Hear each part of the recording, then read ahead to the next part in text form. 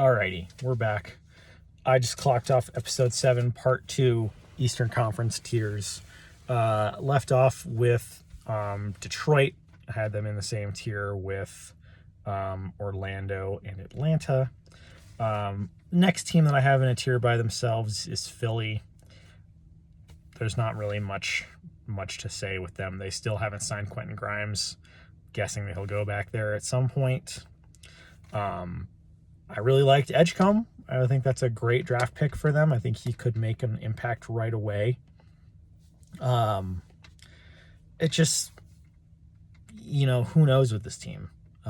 It's all dependent on health for Paul George and particularly for Embiid, which is just, as you can see by my facial expressions, it's just kind of a sad subject at this point. I think all the time about watching Embiid in college.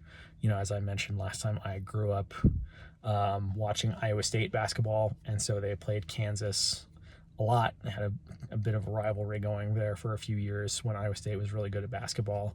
And watching Embiid in college was legitimately terrifying. I mean, he looked like a bigger but rawer version of Anthony Davis out there. He was running the floor. You could not drive on him. He was figuring out his shot a little bit, figuring out the post moves a little bit, like throwing down lobs. I mean, he looked insane.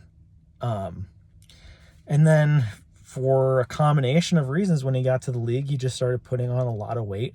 And yeah, his offensive game has become a lot more refined since then, but he just doesn't have that freaky quality that he had when he was in college.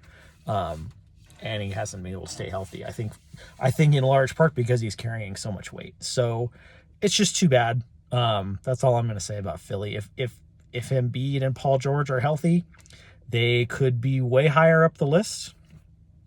If not, they could stink it up again. Who knows?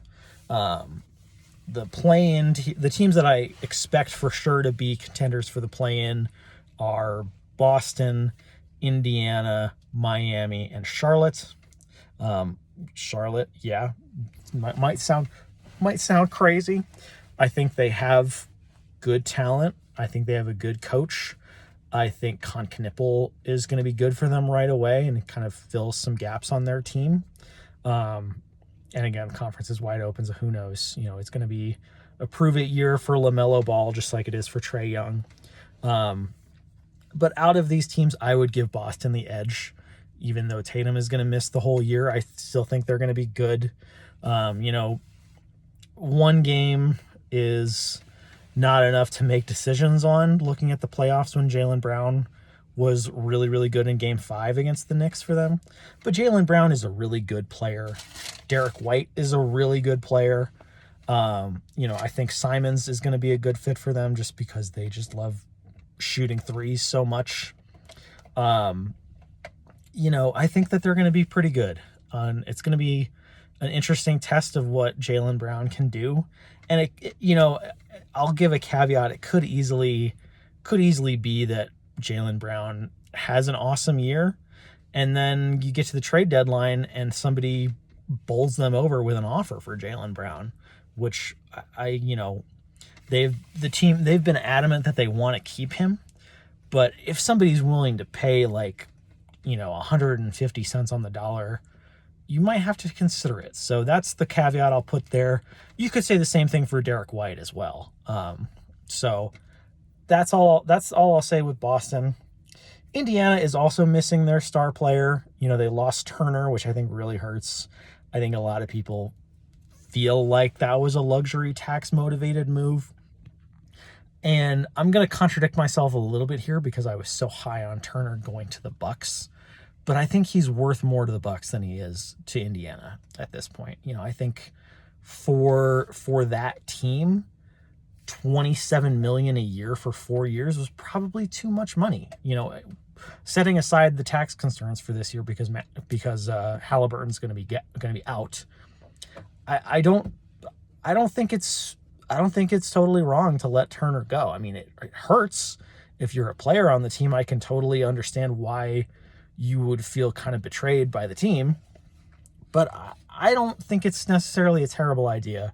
I think they're going to be good enough to contend for the play-in just because Carlisle is such a good coach and because they have such a strong style. I think Mathurin is going to get a lot of opportunities, and he showed some real ability in the playoffs. So I think they're going to be fine. Miami is the last one. You know, a lot of people like their draft pick, Kasparas Jakučionis. I'll be honest, I haven't watched him play very much.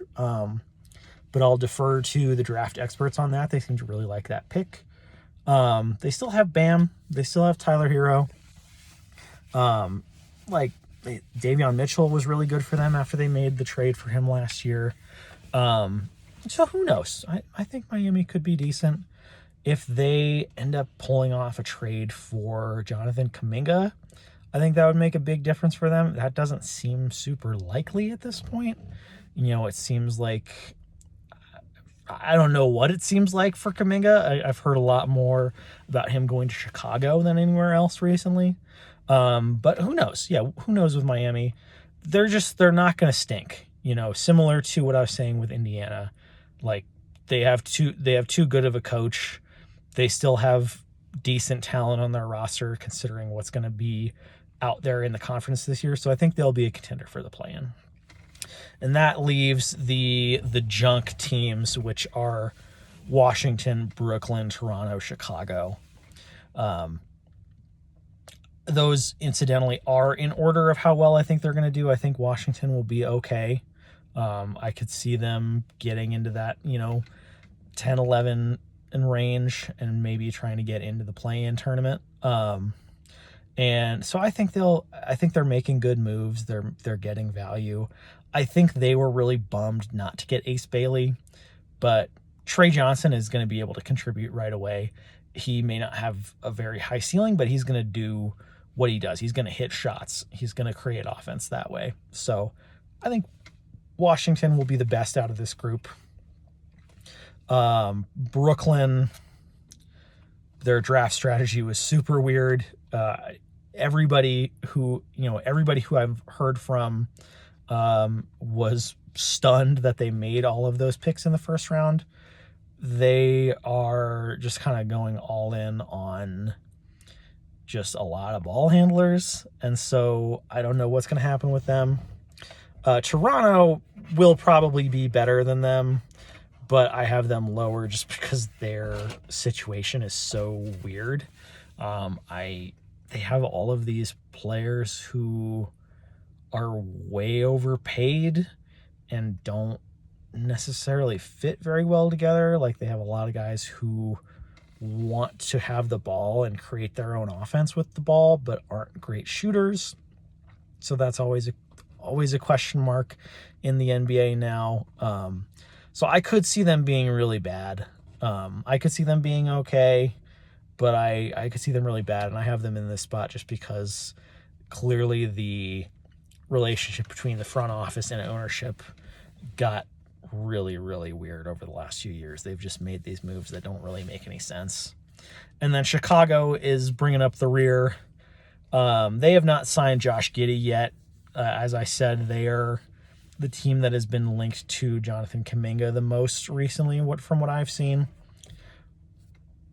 Again, I mean, they're just, if you look at the trades they've made the last two off seasons, trading Caruso for Josh Giddey and then trading Lonzo Ball for Isaac Okoro, it just what are they doing?